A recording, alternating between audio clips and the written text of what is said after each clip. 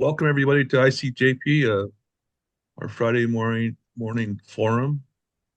I'm Don, and I'm your host today. And I always like to read this. It's a little blurb about how we started and how ICJP came about. In the ominous days following 9/11, a group of Los Angeles religious leaders came together to seek an alternative to fear-mongering and vengefulness sweeping much of our nation. ICUJP believes religious communities must stop blessing war and violence. All our peace workers are committed to the four core ICUJP principles: the power of love to overcome hatred, the power of mercy to conquer vengeance, the celebration of our common humanity, and the sacredness of human life, and our calling to build a just, equitable, and peaceful world. And I always like to pitch that because I think that's what we're all about here.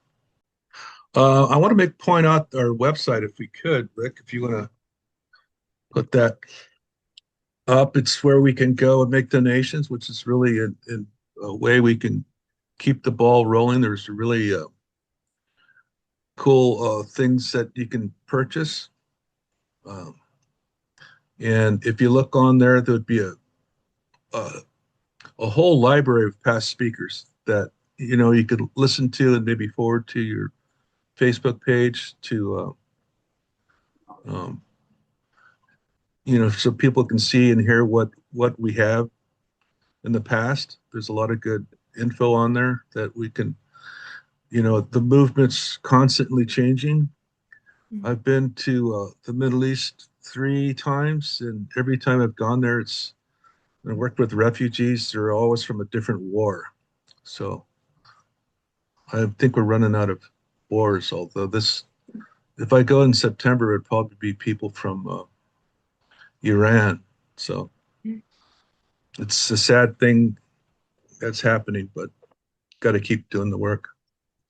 If I Uh, can add one yeah, go thing, ahead. on the website, it's a really good resource because you can find out about a lot of the stuff that we have been involved in the past, like a fair trade shopping list, especially as we get into Easter, if you're doing shopping for folks. There's a research page for Palestinian action. There's some information on how you can donate right here. And also a link to all the ICUJP forums that we have on YouTube and Peace Kids Education Camp that we've been working with for a long time. So all of that is available. And in the chat, I'll also put the link to our link tree where we have all of that information and all the information on authors and directors and producers that have presented to us. And pretty much right at the top, you'll be able to see a link to Rusha's book as well.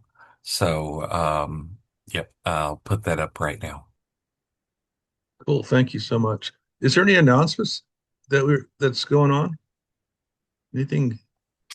In the email blast that got everybody here today, there's a link to um, No Kings events that are happening tomorrow. Um, so take a look at that, see if there's one in your area that you can go to.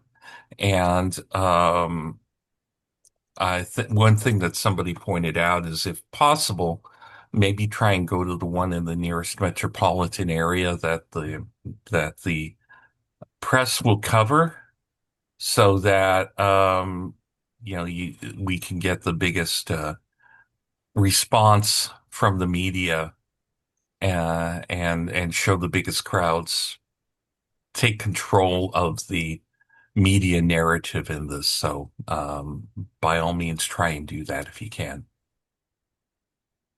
I wanted to emphasize that Indivisible Nationwide has announced over 3,000 rallies that are planned, that 95% of the country is within 1 hour of a No Kings rally. There are plans afoot to make it the largest protest in American history. I hope everybody on this screen has made plans to attend a No Kings rally somewhere, and even beyond yourself to bring somebody. It is expanding the movement that's really going to make a difference. Rick, do we have something in the works for next Friday? Yes, we do. I'm multitasking and failing. So next week we have a gentleman writer named Nick Rabb, and who's written extensively on AI, its effect on the environment, and its military use. And he'll be joining us next week.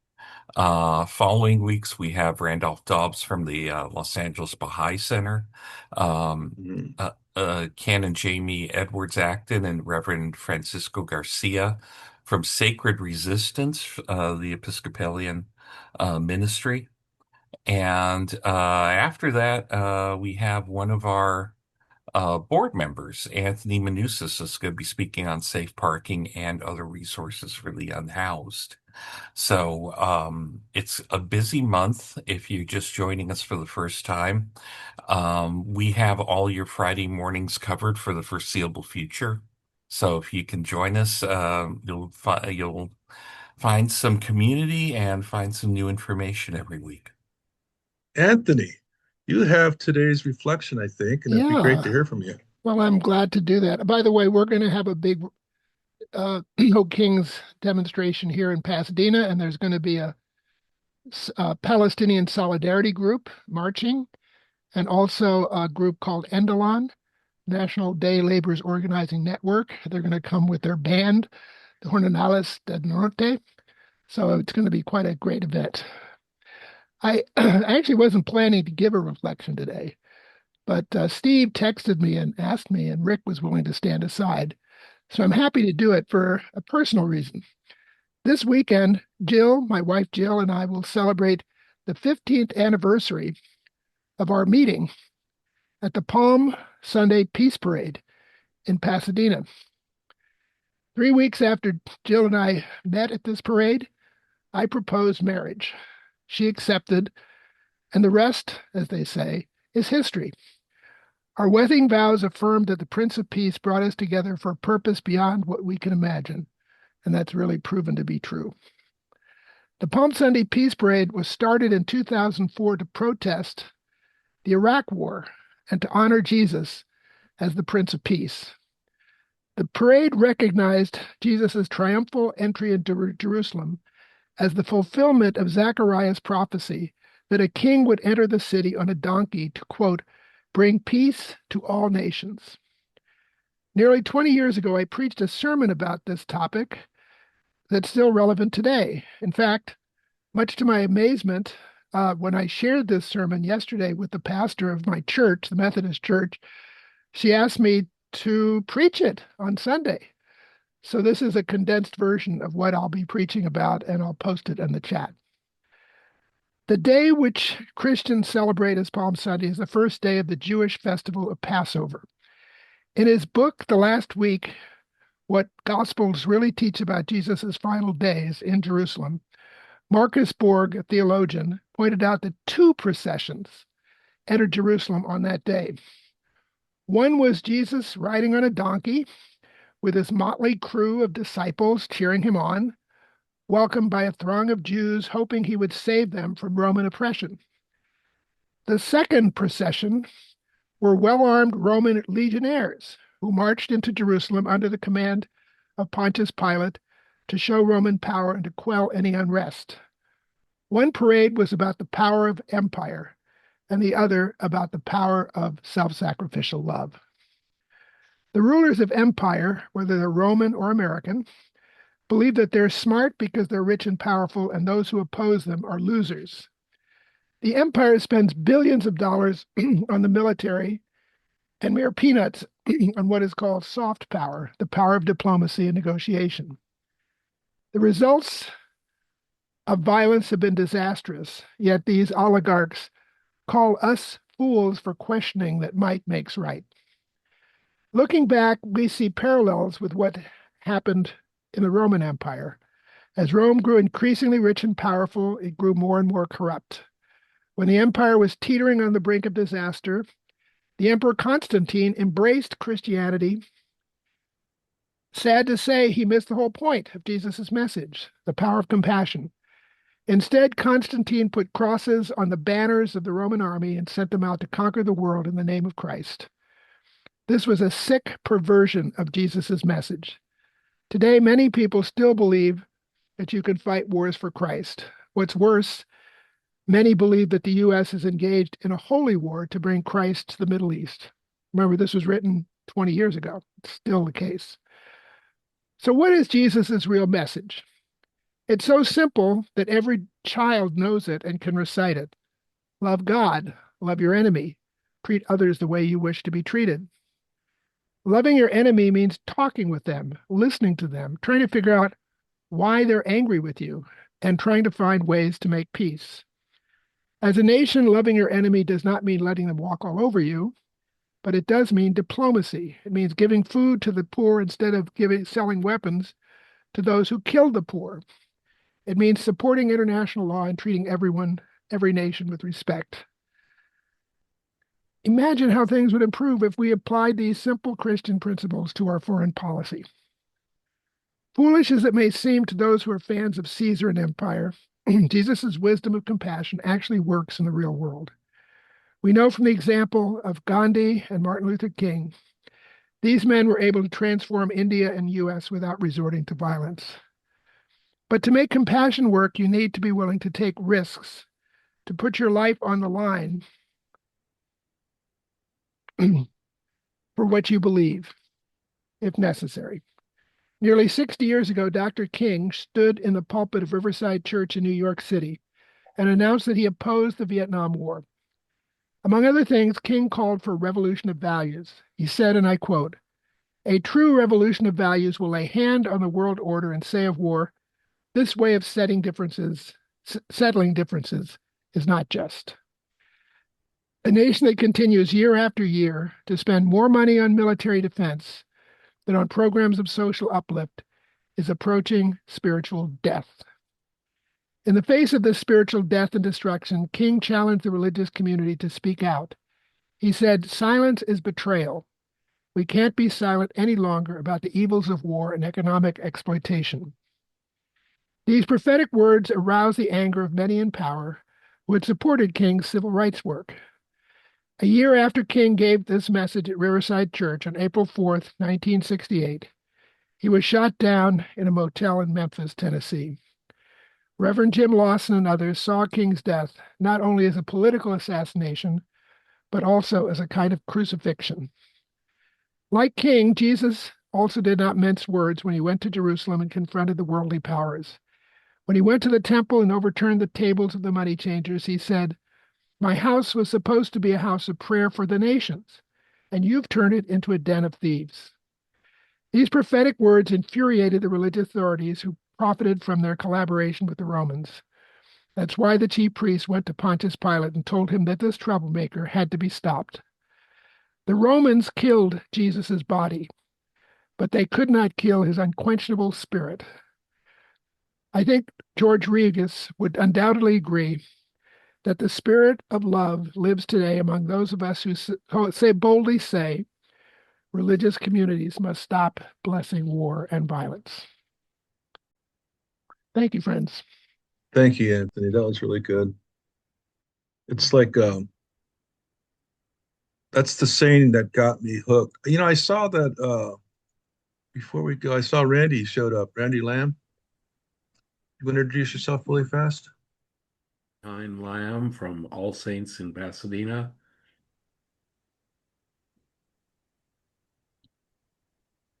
Cool. And I saw Joe Ross. If you want to introduce yourself really fast, if not, we can move on. Don't feel like you have to. Okay. Now we're going to jump into our speaker who's a fellow Egyptian. My daughter lives in San Francisco. We always go to this little restaurant called Old Jerusalem because they have Hamas on steroids, as I call it. It's the Lebanese way of making it. I love it. But I have to say that is it Islam just getting over the breaking of the feast? Is that a holiday that's going on We now or just no? finished, well, we Just just finished Ramadan last week, yes, and yeah. had our holiday. My tata was Muslim, so Oh. a shout out. It's a lot different in the Middle East. I have one of my friends is one of the head of moms in Amman, Jordan. So we say Mm. when we see each other, where the East meets the West, and all we do is laugh our heads off.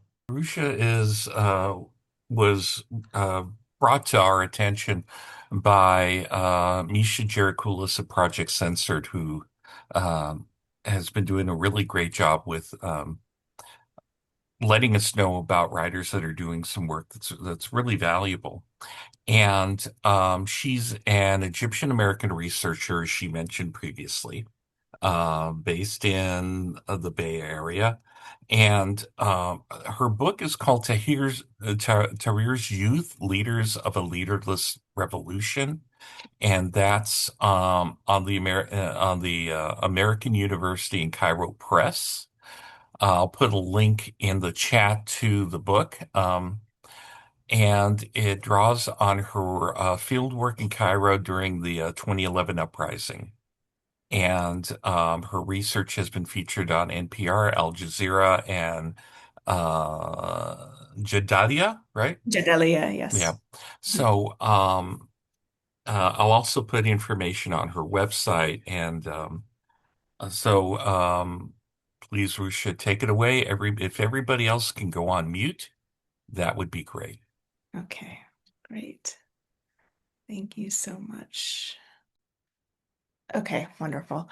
So, thank you all again for having me today. I'm really honored and grateful for this opportunity to be here with you today, not only to share my research on the Egyptian Revolution, but to also hopefully think out loud with you about its relevance to this current moment of rupture we're in. Well, it started with Gaza, but now it's expanded significantly in recent weeks. So this rupture with Gaza and then this global movement that's been building up in solidarity with Palestinians in their struggle for liberation. And I think it's really important that we think about these two causes together, right? The Egyptian Revolution and the Palestinian struggle, because they are inextricably interlinked with deeply intertwined histories and bound up futures, making them essentially one and the same. And of course, what ties these two struggles together, along with the other Arab Spring movements that we saw in 2011 and then again in 2019, are these common forces that they're up against, right? So on the one hand, we have the settler colonial state of Israel, which is the US's imperial outpost in the region. They're dispossessing and massacring Palestinians. And then on the other hand, we have these authoritarian Arab regimes complicit in this oppression, chief among them Washington's clients in Cairo. So since the signing of the Camp David peace accords in 1979, Egypt has been an indispensable ally in maintaining U.S. interests in the region. It has worked closely with Israel to protect its security, repressing Palestinians alongside them by upholding the blockade of Gaza on its border. And at the same time, the Egyptian state represses its own people, the majority of whom stand in solidarity with their neighbors and object to their government's complicity in this injustice against them. And Egyptians know very well that it's this solidarity that's one of the main reasons why the US props up these autocrats that tyrannize them, right? Obstructing them from achieving genuine democratization in their country. So it is both the anti-Zionism of Egyptians and their desire to upend the imperial order that keeps Egypt subservient to the US and the West that makes them such a threat, right? Because a government responsive to Egyptian public opinion would basically spell the end of the Zionist project, US hegemony, and the Arab powers that profit from them. And this is why Palestinian intellectuals such as George Habash saw that region-wide revolts were necessary for their liberation. His famous slogan, "The road to Jerusalem passes through Amman, Damascus, and Cairo," speaks to this. And it's a belief that Egyptians have long shared. And in fact, we saw echoes of this slogan during the 2011 revolution with signs that read, "The liberation of Jerusalem begins with the liberation of Cairo." And we saw actions from the revolutionaries that demonstrated their solidarity and their belief in this idea. So in 2011, for instance, Egyptian protesters stormed the Israeli embassy in Cairo twice and expelled the ambassador. And in November of 2012, during another Israeli military operation in Gaza, a convoy of Egyptian activists broke the siege through the Rafah border. The convoy was over 550 people strong, making it the largest civilian group to enter the Strip since 1967, and one of the most moving expressions of solidarity, of Egyptian solidarity with Palestinians ever. And their joint press conference with Palestinian activists at El Shifa Hospital during this convoy mission, which you see pictured there, Egyptian activists and organizers emphasized that their revolution in Egypt would not succeed unless Palestine was free. Okay, so now with kind of that preface and these interconnections between these struggles in mind, I want us to shift gears and focus on the question of praxis by taking a closer look at, what happened when Egyptian activists tried their hand at liberating Cairo and Jerusalem by extension, right, through revolution in 2011, and then what can we learn from their experience for the struggle ahead? My remaining discussion will be based on my book, Tahrir's Youth, which tells the story of the young people who ignited the Egyptian revolution, and through their story, explores the themes of leadership and organization in the movement. So beyond just trying to shed light on the experience of Egypt's revolutionaries, my goal with this book is to ask some bigger questions about the challenges facing mass movements today and the future of revolutionary organizing in the 21st century. And, with this escalating crisis in the region and these, I think, new opportunities it's opening up for activists there and beyond, right, globally, these questions to me feel especially urgent. So the questions that drive this study revolve around tropes that surfaced during the early days of the revolt. As many of you will recall, those of you who were engaged on social media back then, when those inspiring Egyptian images of like these revolting Egyptian masses were erupting on our Facebook and Twitter feeds back in 2011, there was all kinds of new phenomena that we were being told we were witnessing. So the media narrative at the time was that this was a spontaneous, leaderless uprising powered by social media. And for the first time, we heard terms like Facebook revolution, right? And at the same time, much was being said about it being youth-led.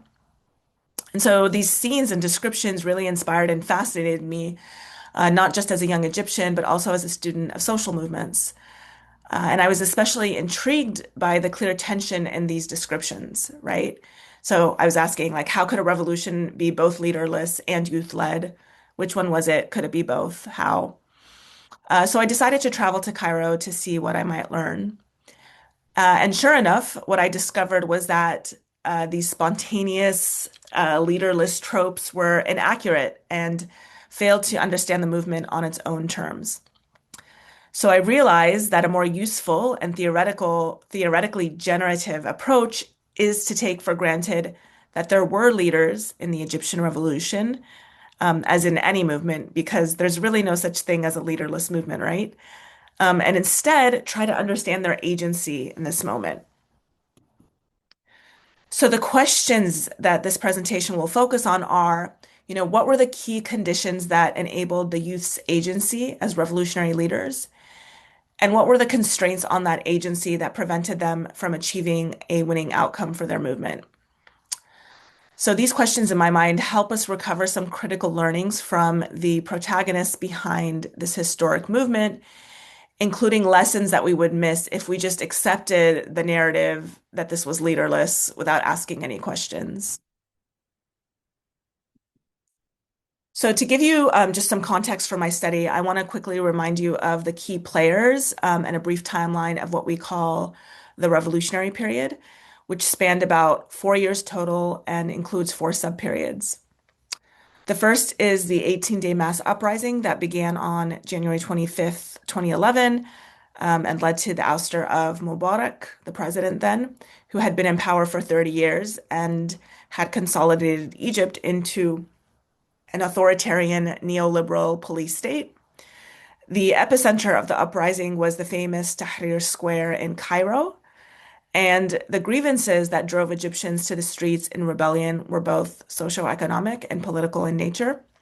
They included crushing poverty, political repression, police brutality, rampant corruption, and discontent with the country's foreign policy, especially its U.S.-Israeli relations. The second is the 18-month democratic transition period that was overseen by the military body known as SCAF, Supreme Council of Armed Forces, which took power after removing Mubarak. This also marks the beginning of when the Muslim Brotherhood, which was then Egypt's largest, oldest, and most organized opposition group, breaks away from the multi-ideological revolutionary coalition that ousted Mubarak and now starts to look out for its own interests and play the political game accordingly. The third is Mohamed Morsi's one-year presidency following Egypt's first free democratic election in June 2012. And Morsi was the candidate of the Muslim Brotherhood. The fourth period begins with the June 30th, 2013 uprising against Morsi, which is then followed by the July 3rd coup that removes him from power. This was 3 days later. Then we saw the horrific events of the Rab'a and Nahda Square massacres of Morsi supporters. And then this is now the start of Sisi's rise to power, Abdel Fattah al-Sisi, who's Egypt's ruler today, right? And this moment sort of signaled the defeat of the revolution at the hands of the counter-revolution. And it also marked the beginning of arguably the most repressive period in modern Egyptian history, which we are all still living through today. And this is just to give you a sense of how my field work and interviews with the activists mapped out onto this timeline, right, when they took place. So the group that I ended up profiling for my study is the Revolutionary Youth Coalition, or RYC, known as I'tilaf Shabab al-Thawra in Arabic. And let me just clarify that this was just one of many different groups that were active in the revolution, but they stood out as an important group to focus on for a few reasons. First, the RYC was made up of the 6 major youth movements most active on the ground leading up to January 25th, right? So let me just do the little clicker there. And second, they reflected the heterogeneity of Egypt's revolutionaries. So they included men and women, working class and upper class youth, Muslims and Coptic Christians, liberals, leftists, and importantly, what people call Islamists, right? So namely youth, especially youth from the Muslim Brotherhood. And so what brought this eclectic group together was their joint opposition to the regime and the oppressive status quo, and their shared sense of national pride and a mutual desire for dignity and social justice for them and their people. They played a key role, the RYC played a key role in planning the mass actions on January 25th, including a really critical protest march, without which we might not have had a revolution or even an Arab Spring to speak of today. And I know that's a very bold claim, but I am prepared to defend it shortly. But then after January 25th, this group also took the lead in organizing. Sorry, I always forget to keep up. So they took the lead in organizing the sit-in in Tahrir Square, and then they continued to play an important leadership and organizing role in the revolutionary scene after Mubarak's ouster. The ROIC was also the first unified front born of the nationwide revolt, and they were the closest thing the revolution had to a vanguard organization, which makes them the best candidates for helping us understand leadership processes and activist agency in the revolution. Okay, so now let's take a closer look at the activists' agency during the revolutionary period by exploring it through three different themes. The first has to do with this question of spontaneity and leaderlessness.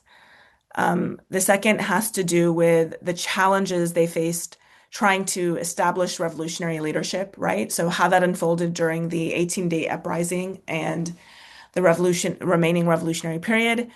The third has to do with how horizontalism played out during the movement.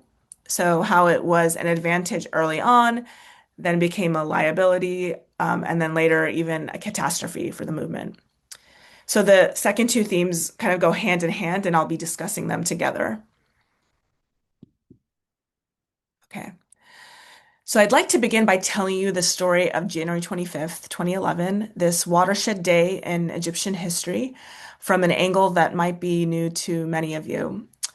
So imagine it's the end of the day on January 25th, and there are thousands upon thousands of Egyptians protesting in Tahrir Square, calling for the regime's downfall in an unprecedented uprising that surprised both pundits and protesters alike.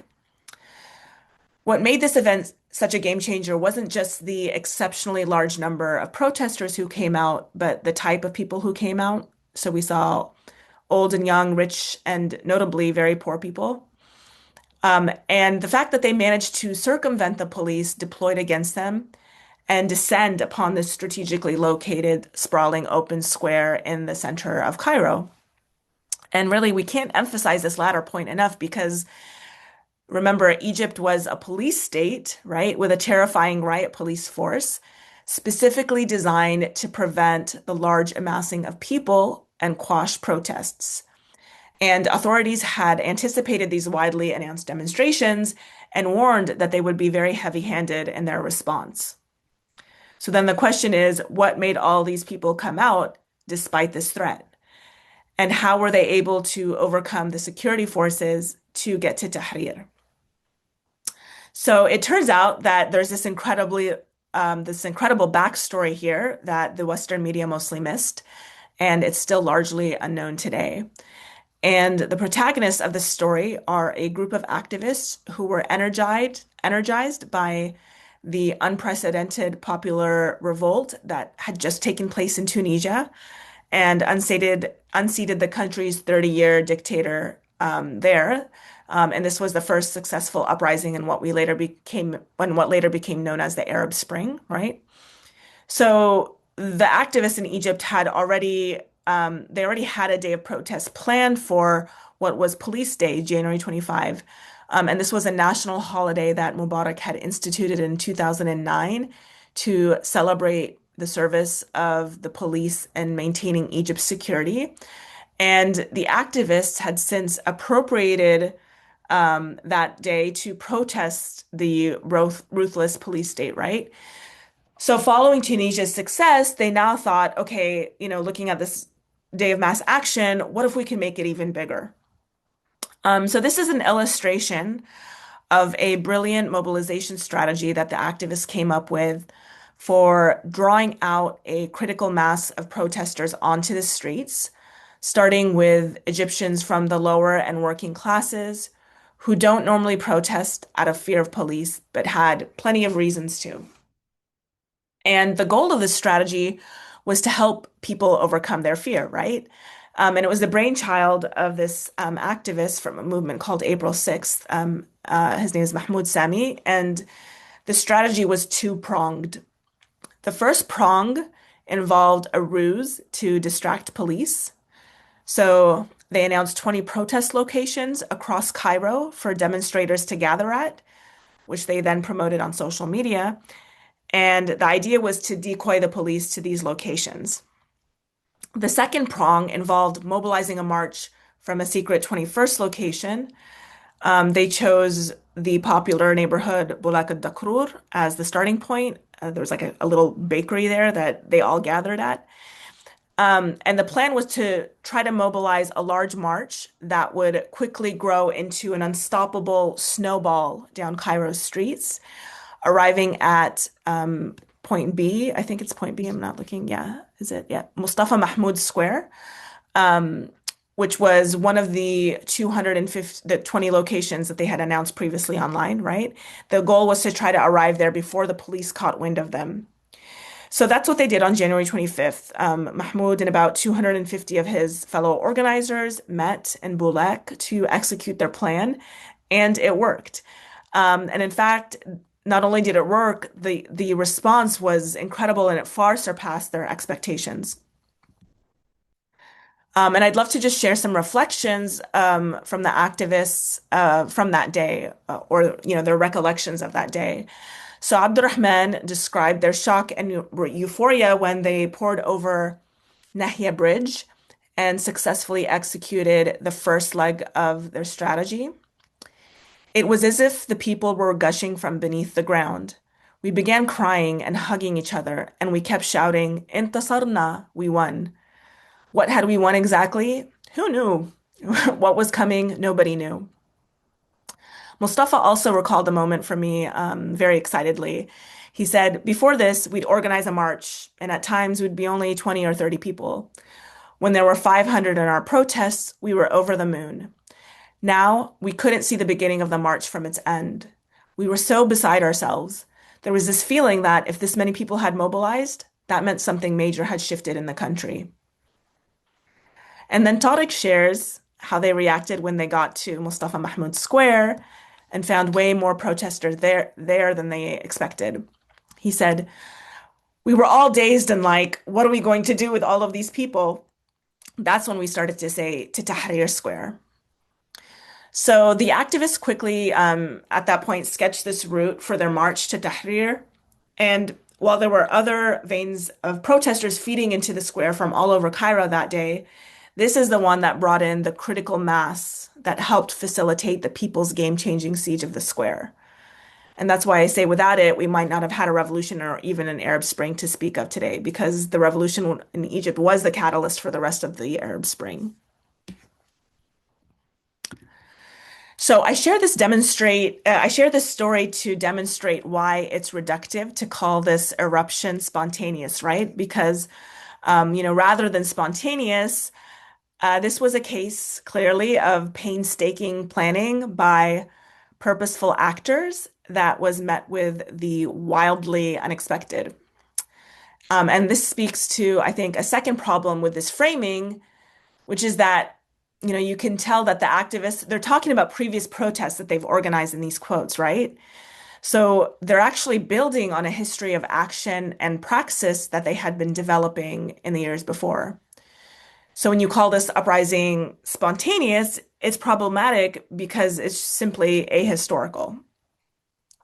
It actually glosses over the fact that the uprising was made possible by young activists who were part of a growing oppositional movement that they were actively radicalizing through new and youthful forms of political action and imagination. This movement began 10 years earlier in a moment much like today with the Second Palestinian Intifada in the year 2000, which radicalized and inspired many of them to protest for the first time as students in solidarity. So they joined the massive street protests that exploded on Egypt's streets, and they also participated in and organized protests and other acts of civil disobedience on their university campuses. So along with the anti-Iraq war movement that followed, the Intifada served as their gateway into anti-regime dissent. So this movement wave around, regional struggles was then followed by 3 subsequent waves that built upon each other.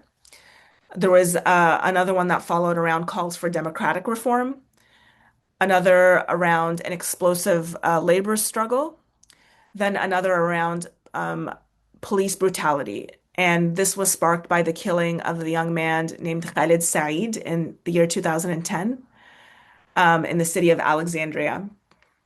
So in those first 2 movement waves, which were led by an older generation, the activists were being radicalized and socialized into activism for the first time.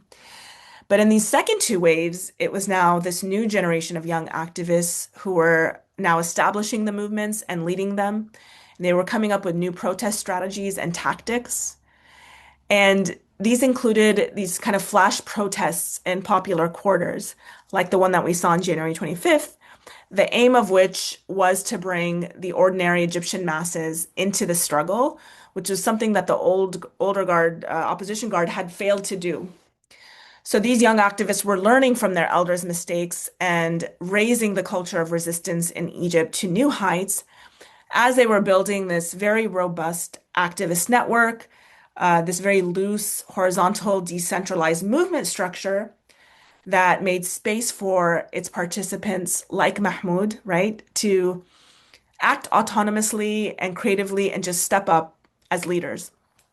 So this horizontalism becomes kind of the defining feature of this resistance movement. And I want you guys to kind of stick a pin in that and remember it because we'll come back to it later.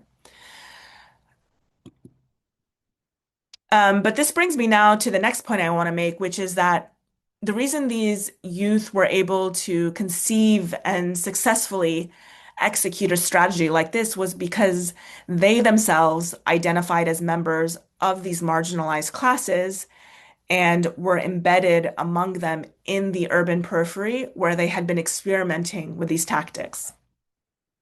So Mahmoud himself, for example, had grown up in these popular neighborhoods and was well versed in the grievances, the spaces, the mobility, and the vulnerabilities of its residents.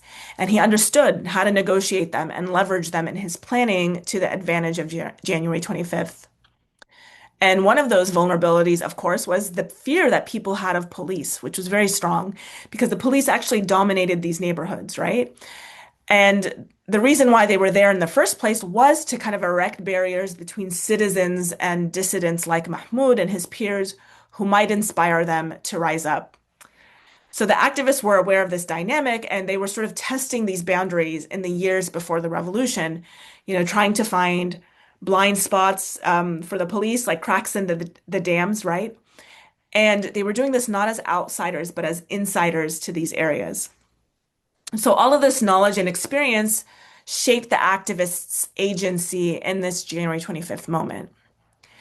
And I really emphasize this kind of popular class background that they had and the social capital it gave them as organizers because, the impression the media gave us early on was that the activists who were behind the revolt were these highly cosmopolitan, English-speaking, tech and internet savvy young people who came from, urban, financially comfortable middle and upper class families, and were perhaps current or former students of elite universities and schools like the American University in Cairo, right? And, this Time magazine cover that I showed earlier is the perfect example of that. I personally know several of these activists, and I can confirm that they are not from the popular class, they would be upper middle class. So this portrayal was really inaccurate, right? Most of the activists behind the revolt did not speak English. They did not go to elite universities, nor were they digital activists operating from behind a screen. They were popular class youth, right? Organizing and putting their bodies on the line in these downtrodden urban areas where they came from. So the point I'm trying to make is that this is not primarily a social media story, right? The story of the revolution. That's just one part of the story of how activists were exercising their agency. And all of this really makes me question this leaderless term and wonder whether we need to start thinking more about, calling it leaderless, leaderful as like a better description, right? Since there were so many people that were kind of involved in taking initiative. Okay, so now let's look at what happens with the activists during the 18-day uprising, beginning with a return to this quote by Tariq when he said, what are we going to do with all of these people? One of the reasons I really love this quote is because it captures the shock of the activists and the dilemma that they found themselves in on January 25th. So with the success of their mass action, something unexpected is happening to the revolutionaries, right? Their status is suddenly shifting from activists to revolutionaries, and they're trying to wrap their heads around what this means in this moment. So none of them had ever imagine the possibility of revolution, right? They might have dreamt of it. Everybody dreams of revolution, right? But to actually imagine it and think about how to realize it wasn't kind of on their radar. So when that opportunity came, they were actually very unprepared. And the eradication of political space under Mubarak meant that they didn't have an opportunity in the years before to engage in real political life and develop political acumen beyond protests. So now what they're trying to figure out is what role should they play, if any, as leaders in this nascent revolutionary struggle. And this brings me to the next reason why I love this quote. It actually reminds me of another question a famous revolutionary once asked. Does anybody want to guess what the question is? This is like the group participation question. Any guesses? No? It's What is to be done, which is the title of Lenin's famous book on revolutionary organizing and strategizing, right? So Tariq's question almost sounds like a spin-off to me of Lenin's famous question. So it turns out that the questions that the activists were engaging with were really no different from those that occupied celebrated revolutionary strategists from the Marxist tradition, like Lenin and Luxemburg. And it's the question of, are the masses capable of carrying out a revolution spontaneously on their own, or do they need leaders to organize them? And Lenin, of course, was of the opinion that the masses couldn't really do it on their own. They needed guidance and leadership from professional revolutionaries who were tied to a highly disciplined, centralized, hierarchical vanguard organization. Luxemburg, on the other hand, saw this as elitist and argued that the masses were capable of becoming their own leaders naturally through their engagement with the struggle. So what I'm interested basically is like how these ideas, which generally map onto these concepts known as verticalism and horizontalism, right, modes of organizing, how they played out amongst the activists and shaped their agency during the actual uprising. So eventually, as events escalate, the network of young activists, youth activists, and movements that together sparked January 25th come to the realization that they do, in fact, need to provide some kind of leadership to the square, or else this whole thing was going to fall apart and they were going to miss the moment, right? So about 10 days into the uprising, they announced their consolidation as the Revolutionary Youth Coalition. And I'll talk now about the dynamics and developments that led to their formation, and then the challenges that they faced afterwards. So up until the point that they announced themselves as the coalition, the activists were reluctant to step to the forefront of the movement in any way as leaders.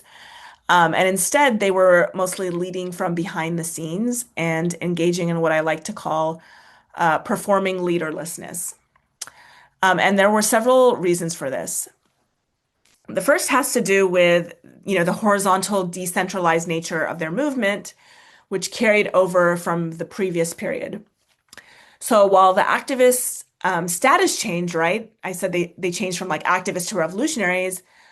What didn't change, what remained constant, was their movement structure. So we start to see a tension between the two. So just as this horizontalism had for years empowered them to take initiative and act autonomously and creatively, it was now empowering the thousands of Egyptians who were joining the movement in this moment to do the same. So in doing so, it now started to constrain the activists and how they could show up as leaders. So the more the movement grew, the less the young revolutionaries felt it was their place to proclaim to be its leaders, right? This was now a people's movement. In fact, they couldn't claim leadership, even if they wanted to, because the movement itself really fetishized its popular leaderless nature, right? It would have just torn them down if they tried. Because in everyone's eyes, the movement's leaderlessness is what made it legitimate, right? So that was the image that both the protesters and the activists kept promoting. And then there's the obvious problem of, declaring themselves as leaders would have just made them regime targets, right? So there was that risk. And then lastly, claiming this kind of leadership was a really big move that nobody was really prepared to make because, like, what does it mean to lead a revolution, right? What kind of responsibility are we committing to shouldering? There was all this ambiguity that they were wrestling with. So this was the position of the activists until an event called an event called the Battle of the Camel, which was a violent episode in which the regime sent thugs to attack protesters in the square. And thereafter, some members of the opposition formed themselves into a group called the Council of Wise Men, which really triggered the young people and the women in the square. But then they started to enter into negotiations with the government and government officials about, how do we bring an end to this impasse? And that's when these young activists grew very alarmed and realized that there had to be some kind of official group that represented the radical position of the square to protect it from being undermined, demobilized, and sold out. So that's when they announced the RYC on February 6th. And their first proclamation was there's no negotiations before the departure, right? Meaning the departure of Mubarak. And they said that they would continue to occupy the square until their demands were met. So in this moment, the RYC then becomes the closest thing to a vanguard organization in the square. But then after the RYC's formation, it became clear to RYC members and other groups that as an organizational front for the revolution, the RYC was insufficient. There was still this need to institute a wider consensus among the many opposition forces present on how to move forward through the establishment of a more representative body. And this became especially urgent as they were trying to escalate and get Mubarak to step down. And they still didn't have a body that could claim power on behalf of the revolution. So one of the constraints that the RYC ran up against is the fact that they lacked political experience and senior rank, right? So in that moment, they attempted to overcome this challenge by engaging with the old guard and bringing them into like a revolutionary coalition, a larger one. But then there was these intergenerational tensions that surfaced. Generally speaking, in that moment, the older guard had mostly felt upstaged by the youth, right? They were taking a lot of the limelight. And the friction that resulted from that greatly hindered efforts to produce leadership and build revolutionary organizations.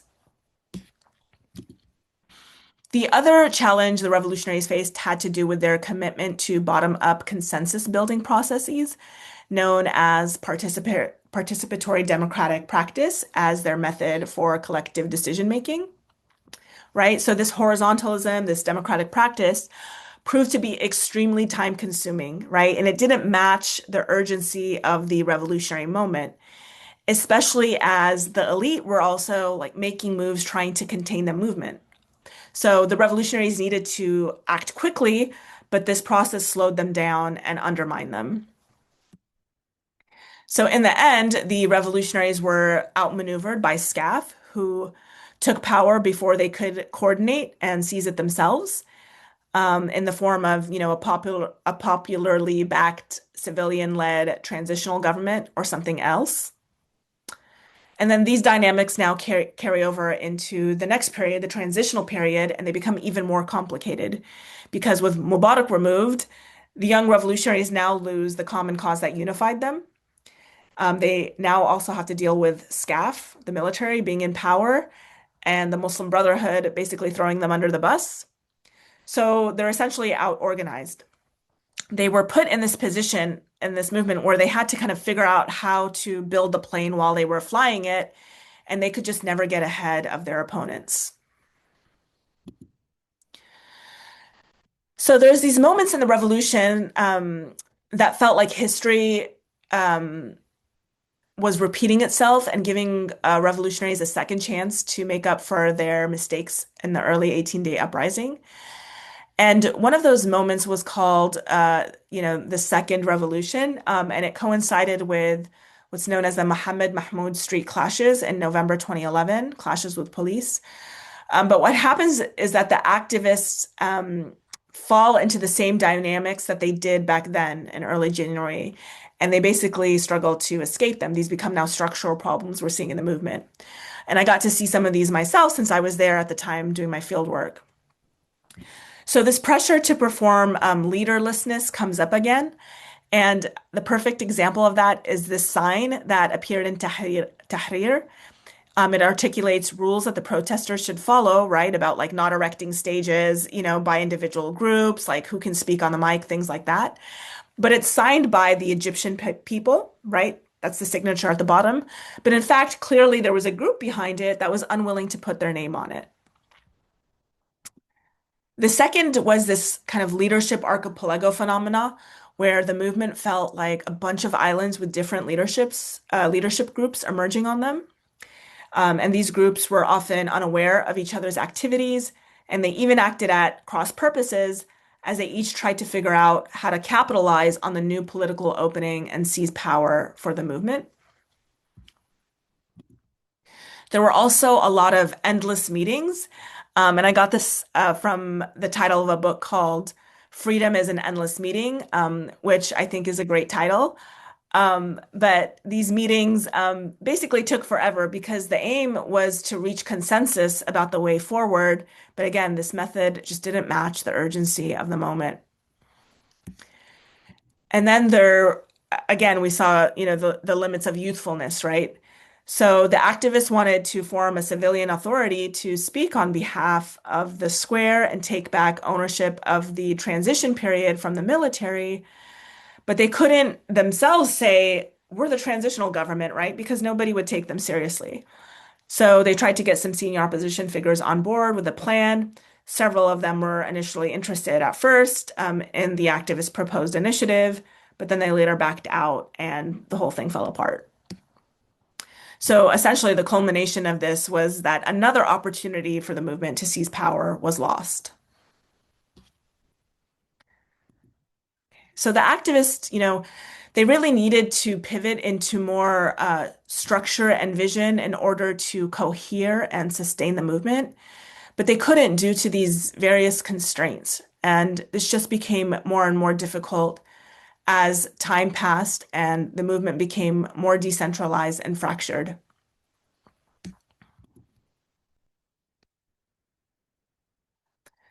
So as one of the main forces of the revolution, the RYC was embedded in these horizontal dynamics, and they were contributing to them and reflecting them, even as they were trying to navigate and overcome them.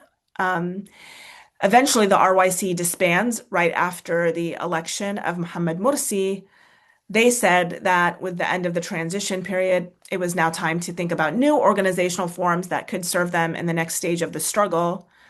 But the truth is that they also disbanded because by this point, they had been struggling a lot as a coalition due to internal and external challenges caused by these various dynamics. And one of those challenges had to do with their ideological differences, which now began to create, rifts and wedges between them.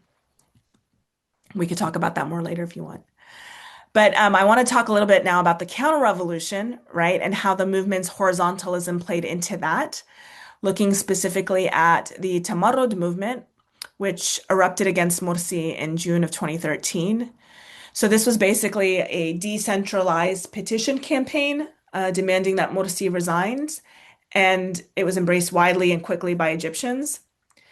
What's notable about this movement is that it erupted in this leadership vacuum, right? There was no RYC anymore. And it became very clear that there were these unsavory actors behind it, right? Figures from the old regime, which were called fulul, the military, the police. And so this is when we started to see the most serious drawbacks of this horizontalism and this movement, which is that if a revolutionary movement is too horizontal and too open, then anybody can claim to speak for it, right? So that's what happened. The deep state basically appropriated the language and tactics of the revolution to carry out the counter-revolution. So what Tamarrud shows us then is that this agendaless, structureless, diffuse movement model is very vulnerable to being co-opted or redirected.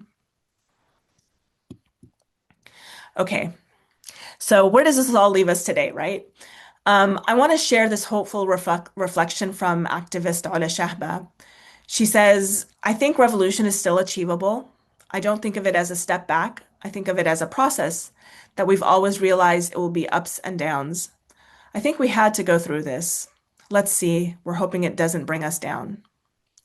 I love this quote because it speaks to this idea of revolution as an iterative process and as a learning experience. And I think it's a good reminder to avoid fixating on the outcome and calling this like a failed project, right? And instead to stay focused on, where's the potential here. And it reminds me actually again of another quote from our friend Lenin, especially this part about like we had to go through this. She says, or he says, there are moments in history when a desperate struggle of the masses, even for a hopeless cause, is essential for the further schooling of these masses and their struggle training the next generation.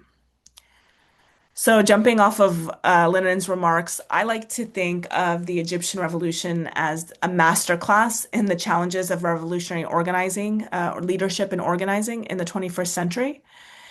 And my hope is that my work will help us better understand the complexity of this challenge and stretch the ideas of classical Marxist theorists like Lenin as we learn from this experience and theorize new ways forward.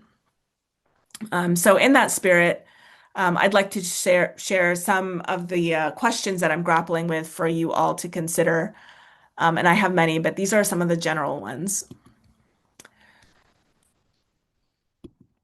Was the revolution permanently defeated? Or when we think about defeats and movements in general, do we think of them as defeats that are permanent? Or is this simply a stage in a longer process of revolutionary action and transformation?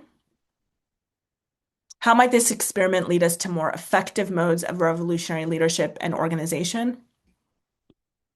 Are the choices between verticalism and horizontalism, or is the lesson that contemporary revolutionary movements for social transformation have to be imagined, organized, and led completely differently? And I think that these are really important questions to think about in light of the wave of mass movements that have erupted around the globe since 2011, and obviously the moment we're in today. So many of these movements were in fact unleashed by the Egyptian Revolution, such as Occupy, right? Which is why the Egyptian Revolution is such a globally and historically significant movement. And a lot of these movements have in some way shared characteristics with the Egyptian Revolution. And one of those things is its loose horizontal organizational form, right? And just as we saw that become a liability for the Egyptian Revolution, the same has happened with these movements.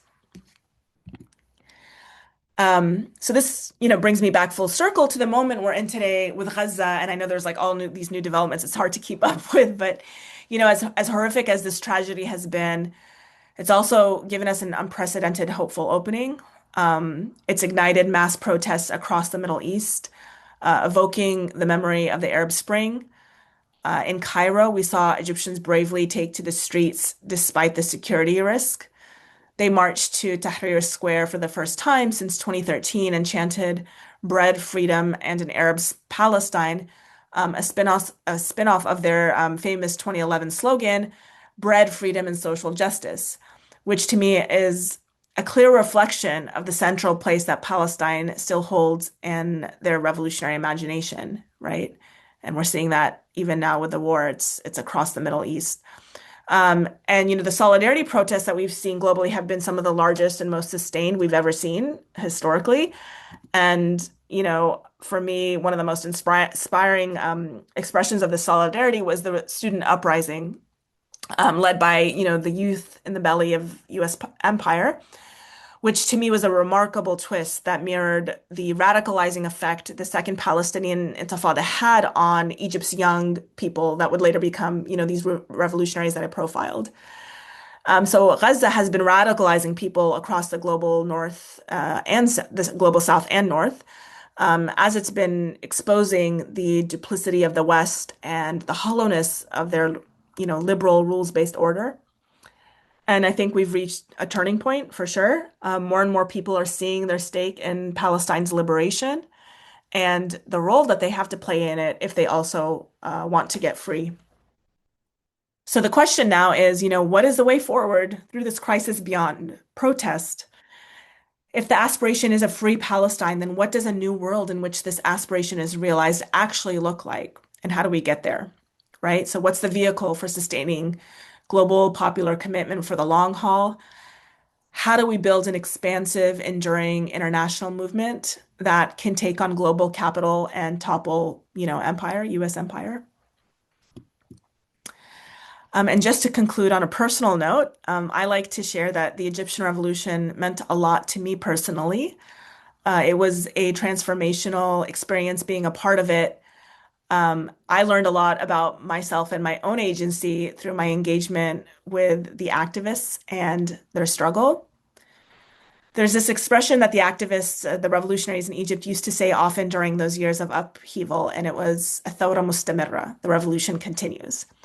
Nobody says it anymore in Egypt, right? Which is disheartening. But my hope is that by learning from their experience, we can somehow collectively breathe new life with them into this expression again and make it meaningful again soon. Thank you all so much for your attention.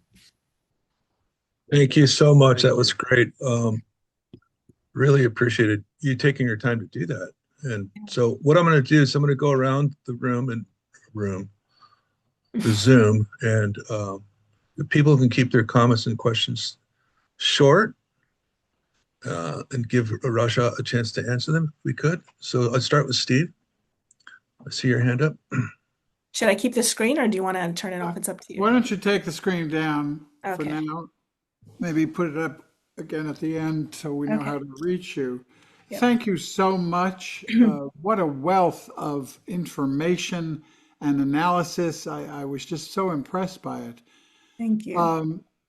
I had promised to remind you at the end of your talk to, although you've done much of this already, to relate this as much as possible to your own personal story. You're kind of in an Egyptian diaspora by being born and raised here. And I'm going to relate this to kind of a second part that broadens that. So, what connections have you had to Egypt throughout this period since 2011 in terms of family members in Egypt, friends and circles of acquaintances that were there during this period? Were any of them directly involved in the Arab Spring? And then to broaden it, what it seems to me that a civic society is one measure of whether revolutions will succeed. What civic institutions are in place? And so I'm kind of asking a broad question whether those, and by civic society, I mean journalism, NGOs, universities, the rule of law, courts, culture. How much of that, in terms of being pro-democracy, was in place before 2011, and how much of it has survived? And then finally, I gather that Sisi has simply remained in power for over 10 years. And is there any opposition and pro-democracy movement today? Okay. The short answer to that question is no, there is none. And I'll start from there and work my way backwards. So I think that's an excellent kind of way of. So the status of Egypt today is that, as I mentioned early in the presentation, or alluded to, we're essentially in a worse place today in Egypt than we were before the revolution, if you can believe it, with Mubarak. And I think there's consensus across the board of that. Egypt has become a thoroughly securitized police state, whereas in the decade before Mubarak was ousted, there was room for civic society, civic engagement, right? It was not much, but it was something that it was enough for an opposition to kind of form and the way that they were able to actually launch the revolution, right? So there was some space. And a lot of that had to do with pressure from the US. Egypt had to kind of make it seem like it was, as an ally, it was amenable to democracy and human rights and all of these things. So a lot of it was just for the sake of like image for the government. Um, but there was some space, but now that's been completely and unapologetically eliminated. We've seen unprecedented repression in Egypt, and entirely just an whole prison industrial complex that arose post-revolution. Uh, the state has become thoroughly securitized. There's no room for activism or any of the stuff that we saw before, like independent journalism stuff. You'll just get hauled off to jail. So the risk is very high for activists, and that's why I mentioned even those protests after October 7th in Egypt. Those were kind of government sanctioned. They knew because anytime there's some kind of an event in Palestine, there's usually a reaction in Egypt because there's this common, brotherhood between them where they really feel each other's struggles and are very kind of their histories are intertwined. And so I think Sisi, the government's always understood with Palestine, they always have to have a little bit of a pressure involved, like release some pressure. But the moment they did that, these activists or these just even common Egyptians, they stormed to Tahrir. They weren't supposed to go to Tahrir and they started shouting against the regime, right? That's the trend. So the government shut that down really quick. There has been some room where activists are allowed to like protest on the steps of the journalist syndicate building in downtown Cairo. That's pretty much it. If you see any protests, every once in a while you'll see them gather there, and those are kind of the hardcore activists that were kind of in leadership roles in the January 25th revolution. Um, so the space is a lot less than before 2011. Very little survived, I would say. I mean, there are some independent newspapers and publications like Meda Masr is an important one that came out of the revolution, and they're still writing and producing content despite the risk, remarkably. But they're censored in Egypt, so their content is not available in Egypt, their website. It's mostly, people outside of Egypt that can see it. Um, Students, there was a lot of, there was a lot of repression in student, like in universities for faculty and students. And that's only increased, but we did see some activism, again with Palestine, but at high risk. And there's a lot of opposition to Sisi, but it's just not vocal within the country because it's so dangerous. So the opposition is coming from a lot of the now, the revolutionaries those that I've studied and otherwise, who are in exile. So a lot of the activists that I interviewed, several of them had to go into exile after the revolution to avoid prison. Others were killed, right? Or were sentenced to long prison terms, and there's still many in prison. And then the ones that are, managed to kind of dodge prison and didn't go into exile have just been laying low in Egypt and not really, you'll see them maybe comment on social media sometimes with respect to current events, but they're constrained and they're very selective about the moments they're in. So for instance, the recent 15th anniversary, there was a lot of clamor online and commemoration. So yeah, you'll see that happen. But I think in general, this question of civic society being the measure of a revolution's success is a good question because I think that is one measure, but I don't think it's the only one. I think another measure is, uh, you know, so there's two ways of looking at revolution, or one of them is just like so thinking about revolution as process and thinking about it as outcome, right?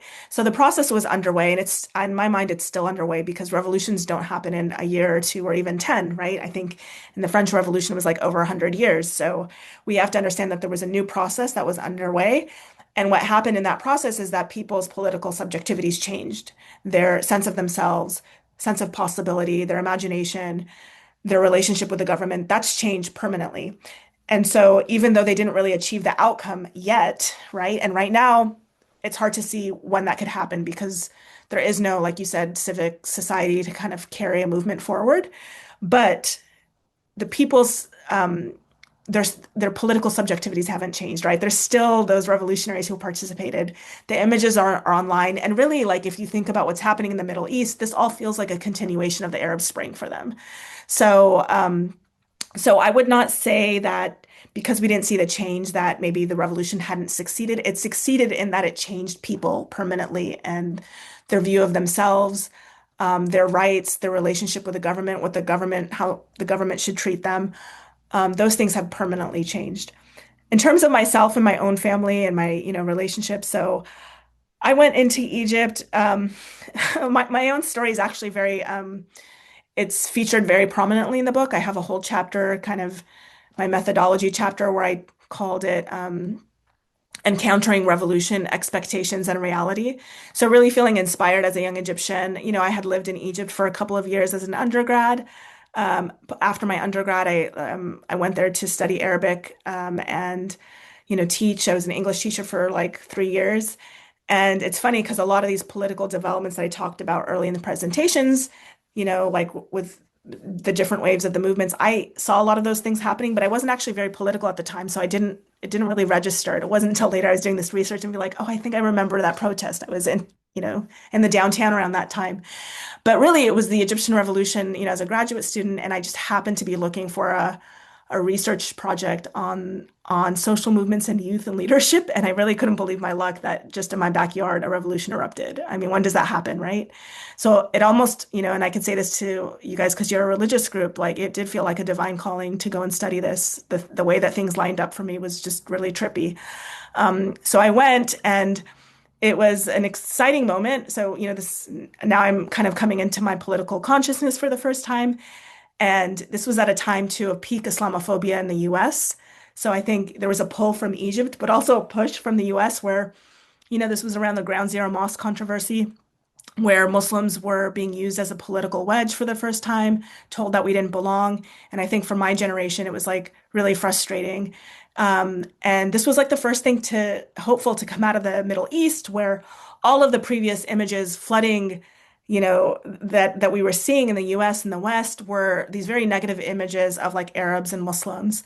And so the images of, women leading protests and Coptic Christians and Muslims standing in solidarity and protecting each other when they're praying, and all of these things just really countered all of this propaganda we were fed here to support our government's policies in the region. So it was really a turning point for me, not just as an Egyptian, but as a Muslim American. And so I felt also spiritually called to what I saw in Tahrir, in that sense of like unity, and it just seemed like something really special was happening there. So I went there and I got involved. I tried to do this research, and I thought I would be the perfect person to do this research because of my Egyptian background, and I lived there, and I had family there. My family's not actually in Cairo; they're in the countryside, so I have provincial origins. But nonetheless, I felt it was my country. And then I had this like rude wake up call when I got there and realized, I wasn't as Egyptian as as I had thought. This was actually a different kind of Egypt that I had never interacted with before in Tahrir. These were some of the first protests I ever attended in my life because, as I mentioned, I wasn't politically active here. But also, I was coming into different contact with different segments of Egyptian society that I hadn't engaged with before. Even though I lived in Egypt for several years before that, I was mostly in expat circles, right? So I didn't have this, I didn't have to ever go like deep into Egyptian culture and society. So yeah, but so it was hard for me to do this research in the beginning, but I got, so I tell my story in the book of how I kind of overcame this challenge and came into my Egyptianness more when I was there. But yeah, generally, so my family's in the countryside. And I do continue to keep in touch with the activists that are there. And I'm hoping that there's going to be a happy ending to this story soon, in the region and beyond. But I'm happy to answer more questions about my experience. And it was also very challenging, I should say, and that's why I wrote a very long methodology chapter. So the challenges of conducting this research came from two areas. The first has to do with my own positionality as being an Egyptian, Egyptian American that was born and raised here, a Muslim American, And, Arabic wasn't my first language, so to suddenly have to do Arabic interviews was hard for me. A number of challenges related to my positionality, and then the second had to do with just the challenges of conducting research on revolutionaries in real time as they're trying to carry out a revolution, right? And the climate of a revolution is incredibly volatile and unpredictable, and it's just really hard to carry out research in that environment. So if that's something that interests any of you, there's a really long chapter that people seem to really like, where I tell that story in detail. Well, thank you so much. Yeah. Rick, I see your hand up. Yeah, thank you, Don. Rusha, thank you very much. This has been very informative. One thing that jumped out at me is that as you were speaking, it occurred to me that the quickest way to have a leader of a country endangered is to talk about nationalizing something. And I was thinking about Nasser, I think it was 57, Mhm. talking about nationalizing the Suez Canal. Mhm. And, it's amazing. We don't have any parallels right now. Yeah. It's interesting how you talk about this as being a leaderless revolution. I think that was one thing that Occupy Wall Street had Mhm. that was very effective because it was hard for the media to put a narrative that wasn't being pushed by the general organization. And I think to a certain extent, Indivisible is that as well. Mhm. And I wanted to see if you had one or two things that you thought that worked really well in the student revolution or students Tahrir Square protests that that we can adopt in the US at all. Yeah, so uh that's a good question.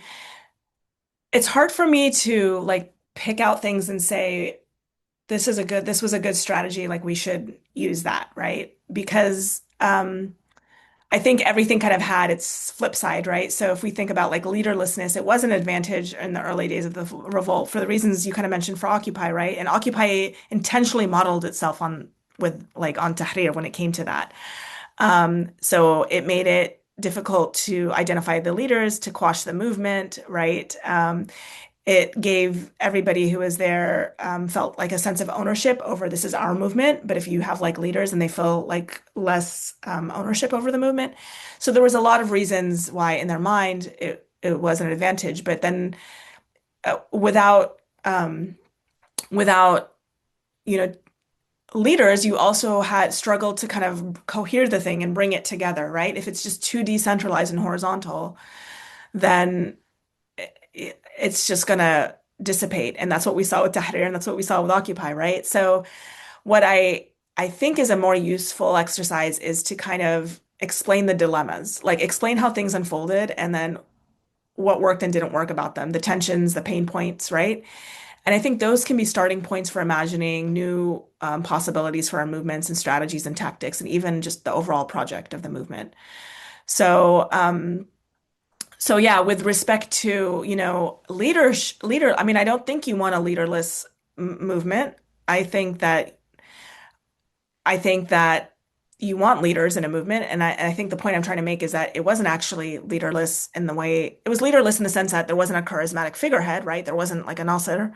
There wasn't like a clear vanguard organization that everybody recognized as like the leadership group of the movement. But it was definitely not without its leaders. There were people there that were making decisions that had consequences for the movement. So I think what I'm trying to show is that I think there's a new emergent model of leadership happening in these movements that we need to kind of tease out and name and think about how to better design and structure. And so for me, it's not so much that the movement was leaderless, but maybe that it was structureless. So it was leaderful, but now we don't really have a clear structure of what that movement leadership looks like. And if we can name and identify the structure, then we can optimize for leaderfulness, if that makes sense, right? So I think what I'm trying to show is that we also just don't have any current theories for how to do this work more effectively, and we're sort of repeating the same pattern. And we have to figure out how to break out of that pattern, and it starts with understanding the pattern. So, a lot of the theories we're working with are still the theories of the 20th century of the Lenins and the Luxemburgs and stuff. And I'm like, guys, we're like out of that period. Like we have much more complex dynamics that we need to think through. And so the advantage of something like Tahrir is that they gave us an experiment in the 20th century, in our context, in the age of social media and stuff to actually like see new things that, we wouldn't have otherwise seen. So that's kind of the way I approach thinking about like lessons or takeaways is like kind of more big picture. And it's more like, what are the questions, not so much like the lessons, but like, what are the questions it forces us to ask and think about? I think that's useful, and I can share a bunch of those, but that's how I approach it more. Thank you. Yeah. Thank you, Dave Clement. Thank you. I need you to come back in 2 weeks. Okay. And we need you. We all need you to come back in 2 weeks. You part of the framework that you presented was the Arab Spring. hmm You presented Tahrir as somehow fitting into the framework of the Arab Spring. Yeah. And my impression is that the third Arab Spring took place in Syria, hmm and that the third Arab Spring was co-opted by the American empire and hmm turned into an armed and organized regime change operation, masquerading as a popular, horizontal, spontaneous example of another Arab Spring. So I wanted to know if you have any impressions about Syria that you want to share, and what is your sense of American imperial participation for or against or within the Tahrir Square movement in the period that you're talking about? Were you aware, were other people aware of observation or attempts at penetration by the American empire, mm the National Endowment for Democracy, or other non-governmental organizations that might have played a less than positive role in the movement that you're describing? Um, I mean, there were probably, so as I mentioned, there's a lot of different groups that were involved in Tahrir. And the challenge of a leaderless movement too, and maybe this speaks to the previous question, is that if you say a movement is leaderless, then everybody is like sees themselves as a leader, right? So when I was like trying to do research, I'm like, who are the people I should talk to that are kind of the leaders, but nobody's saying that they're the leaders, and they're like, oh, this group was really important, this group was that, and it's just like everybody was claiming leadership, and it was like really hard to actually figure out who were the ones that were like, and so I had to have this criteria. And the reason why I whittled down to the RYC is like, oh, they did this thing that everybody recognizes they did, this protest march. That wouldn't have happened if if there wasn't this initiative that they took, then we wouldn't have had an Arab Spring. So they felt like the right group to focus on. A lot of the other groups kind of were emerged after the revolution. And there were some groups, some of those groups that maybe did get funding from like the US government and stuff, but they weren't really in any kind of like leadership roles. A lot of them were like NGOs and stuff. So it's hard to say like if, that was one way that US empire was infiltrating the movement, but I didn't really see any of it in my own kind of interactions. I mean, what I did see were like government what's the word? Like infiltrators and spies and stuff in the movement. There was that for sure. And obviously the US government is connected to the Egyptian regime, so maybe there's an indirect connection there. But I personally didn't interact with it. And I would say the group that I studied was very, very anti-imperial. And they even, I think Hillary Clinton wanted to meet with them because they were recognized, early on as kind of like the leaders. And so everybody wanted to meet with them and stuff. And Hillary at the time asked for a meeting. They wrote a public statement denouncing her and saying that we're not going to accept a meeting. And we reject the influence of U.S. empire in our, like, they wrote this whole thing. The statement is in my book. But so they were very, like, they drew a very clear red line. And so that means that there were attempts, right, that they recognized. But this group at least pushed back against them and spoke very boldly against them.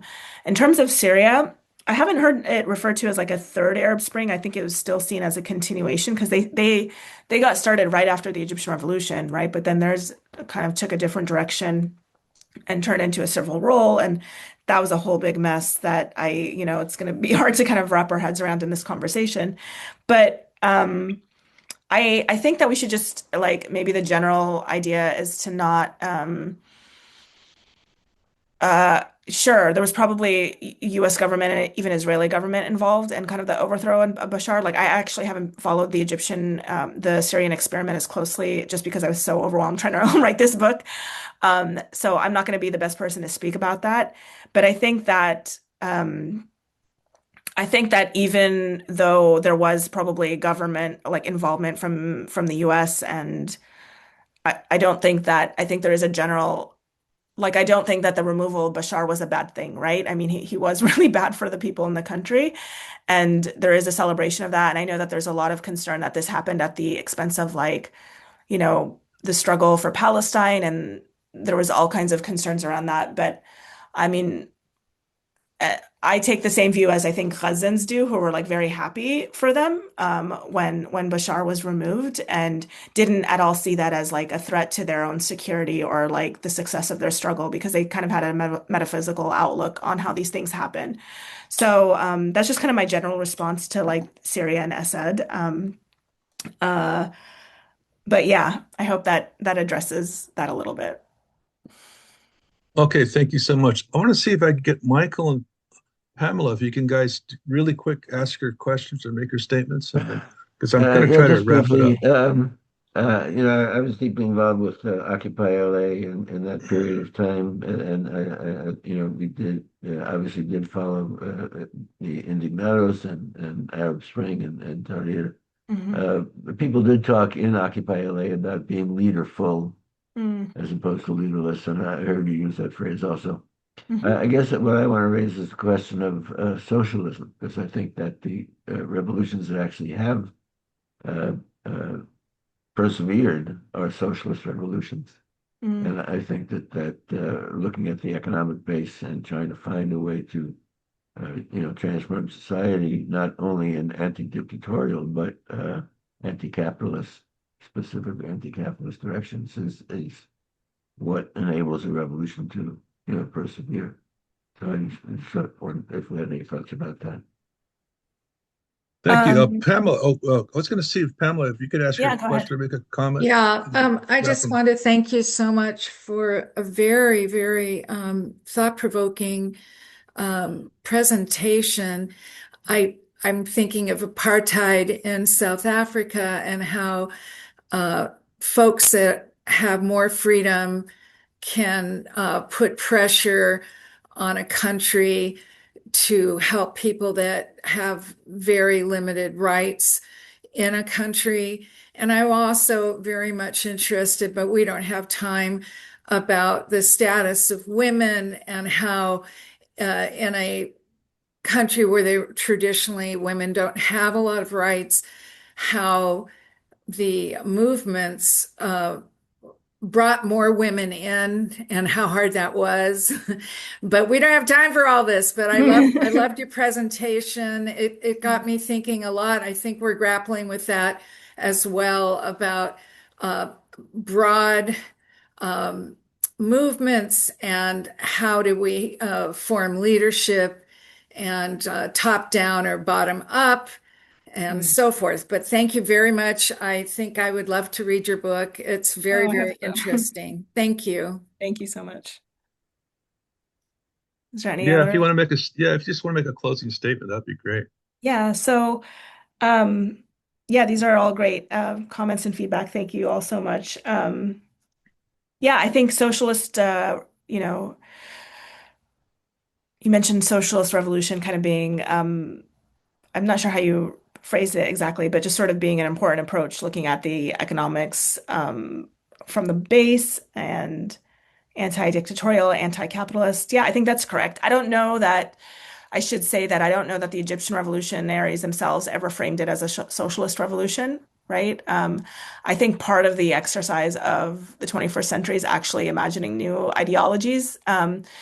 And so obviously socialism is an established one, and we all know what it means. And any, I think, revolutionary struggle will, um, thank you, Randall.